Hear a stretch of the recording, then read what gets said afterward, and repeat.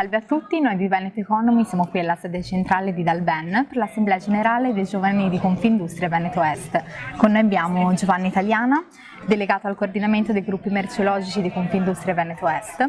Il tema di oggi è stata la fabbrica del domani. Ma cos'è, Giovanni, questa fabbrica del domani? La fabbrica del domani è la casa di tutta una comunità che vive per portare avanti un business.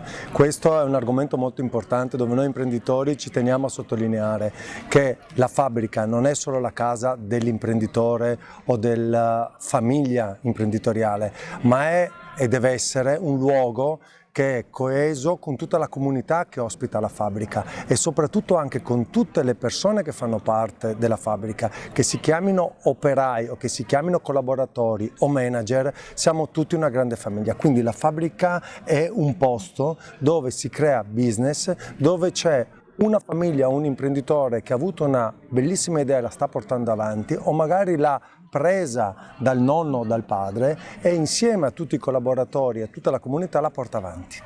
Cosa possiamo fare per raggiungere questa fabbrica del domani?